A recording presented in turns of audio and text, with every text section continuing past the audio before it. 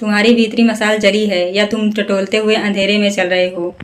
और जीवन जीवन है ही बड़ी पहेली। आज जो सच है वह कल झूठ हो जाता है। आज जो तुम्हें पूरा लगता है कल तुम्हें अपूरा दिखाई देता है। जीवन नदी है, एक ही पल में बदलती हुई। इसलिए जो व्यक्ति तर्कों, सिद्धांतों, नियमों के सहारे जीता है वह जीवन के साथ कभी नृत्य नहीं कर पाता, क्योंकि जीवन सीधी सड़क नहीं है, यह घुमावदार अप्रत्याशित जीवित है।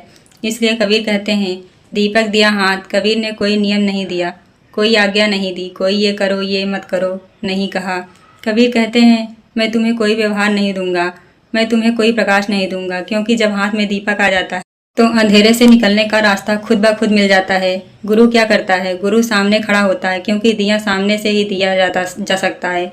आँख से आँख मिलती है, प्राण से प्राण छूता है। जली हुई लौ, बुझी हुई लौ को अपने पास बुलाती है और फिर एक क्षण आता है जहाँ छलांग लगती हुई प्रकाश की ओर और बुझा हुआ दीपक जल उठता है। गुरु जगाता है। गुरु यह नहीं कहता कि मंदिर जाओ, मस्जिद जाओ, व्रत करो, जप करो, सिर्फ कहता है जागो।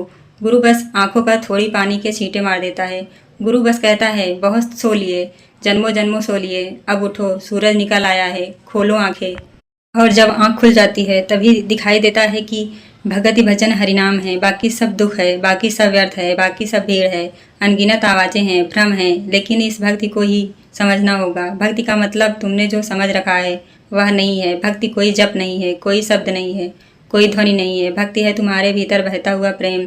वह प्रेम जो काम से अलग है, वह प्रेम जो सौदे से अलग है, वह प्रेम जो किसी प्रत्याशा से नहीं है। क्योंकि प्रेम की 3 परतें हैं। पहली काम, जहाँ तुम सिर्फ लेना चाहते हो, जहाँ तुम्हारी चाह है, मांग है, जहाँ तुम भीख मांग रहे हो और दे कुछ भी नहीं सकते।